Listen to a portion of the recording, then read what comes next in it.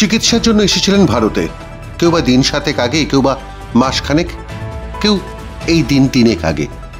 সবাই ফিরছেন দেশে, অর্থাৎ বাংলাদেশে। আমাদের সঙ্গে দেখা গেদে সীমান্তে। ইমিগ্রেশনের সময় জানিয়ে দিলেন ফেরত যাওয়া বাংলাদেশিরা ভারত অনেক নিরাপদ, বরং দেশে ফিরতেই আতঙ্ক লাগছে। কি কোনো আত্মীয় বাড়িতে এসেছিলেন না চিকিৎসার জন্য? না, এখানে আমি চিকিৎসার জন্য আসছি। কবে এসেছিলেন? আমি আসছি 6 তারিখ, প্রায় 1 সপ্তাহ হলো, তাই তো? মঙ্গলবারে আসছি, আজকে মঙ্গলবার। কে কে এসেছিলেন?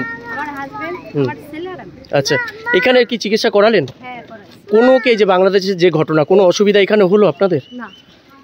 এখন এই যে বিএসএফরা রয়েছেন, কোনো অসুবিধা দেখতে পাচ্ছেন? আচ্ছা, এই যে পরিস্থিতি চলছে, বাংলাদেশে তো থাকেন আপনারা, ভয় লাগছে কোথাও এই পরিস্থিতিতে যেতে? ভয় লাগছে। ঝিনাইদহ জেলার বাসিন্দা অঞ্জনা স্বামীর চিকিৎসার জন্য এসেছিলেন ভারতের সঙ্গে ছোট্ট বাচ্চা। তবে তার স্বামী প্রবীর একটু সাবধানী এবং আশাবাদীও। তিনি বিশ্বাস করেন একদিন বাংলাদেশ ঠিক শুধরে যাবে। এখনকার পরিস্থিতি বেশি দিন চলতে পারে না। আসলে আতঙ্কের বিষয়টা এখন ওইভাবে তো আমরা 1 সপ্তাহ এখানে আসছি, তো 1 সপ্তাহের কাহিনী মানে আগের ঘটনা তো আমরা বলতে পারছি না। মানে আপনারা তো খবরে দেখছেন যে এরকম একটা অস্থির পরিস্থিতি চলছে। কিছু ঘটনা হচ্ছে, এখন হচ্ছে। আচ্ছা, মানে কিছু ঘটনা, কিছু আতঙ্কে আছেন আপনারা? কিছু স্বাভাবিক জিনিস,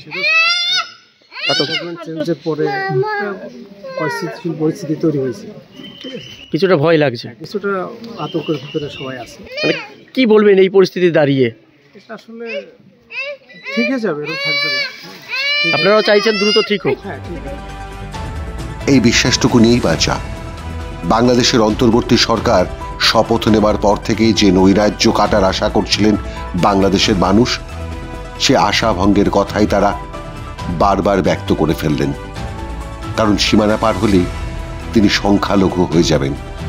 আর আশ্চর্যজনকভাবে সীমানা পার হলেই যিনি সংখ্যাগুরু হয়ে যাবেন, সেই শাহনাজ পারভীনের দাবি তার মামা মাসির বাড়ি ভারত, তাদের উপর কোনো অত্যাচার হবে না।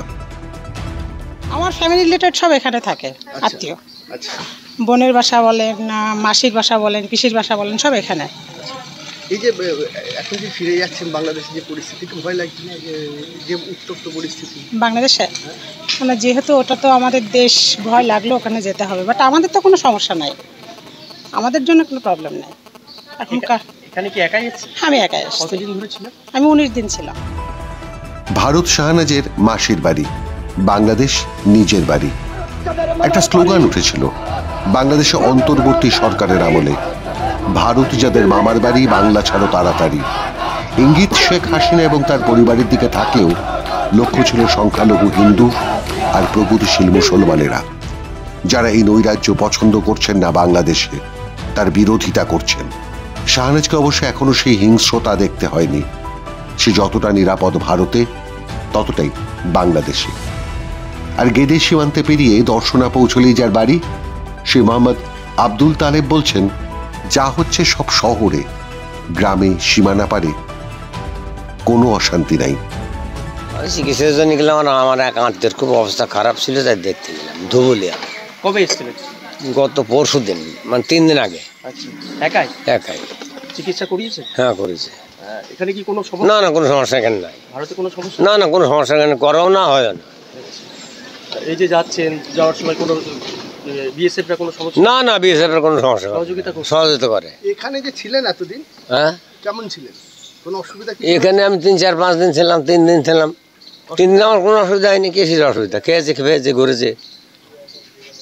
এখন যা বাংলাদেশের পরিস্থিতি, তাতে কি মনে হয় ওটা নিরাপদ না ভারতবর্ষ নিরাপদ? এখন আমাদের ধরেন সীমান্ত এলাকায় বাড়ি, বুঝলেন, আমরা তো ওদিকে যাই না, তা আমরা কিভাবে বুঝবো বলেন, বুঝলেন? মানে একটু মনে হচ্ছে যে ভয় লাগছে? না না, কি আমার বাড়ি সীমান্ত এলাকায়, মানে সীমান্তের কোলে, দর্শনা জয়নগর। তবু ভারতীয় সীমান্তে বাড়ানো হয়েছে নিরাপত্তা, কঠোর করা হয়েছে চেকিং।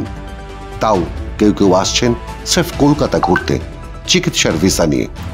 2 দিন আগেই উত্তর পূর্ব উন্নয়ন মন্ত্রকের প্রতিমন্ত্রী সুকান্ত মজুমদার হিলি স্থলবন্দর পরিদর্শন করেন।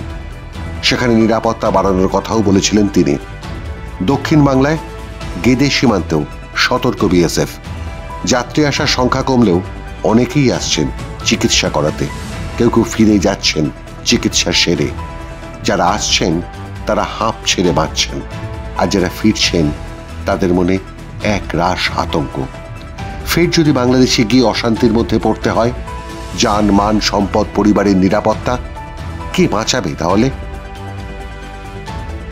এই প্রশ্নটাই ঘোরাফেরা করছে ফিরে যাওয়া বাংলাদেশিদের মনে।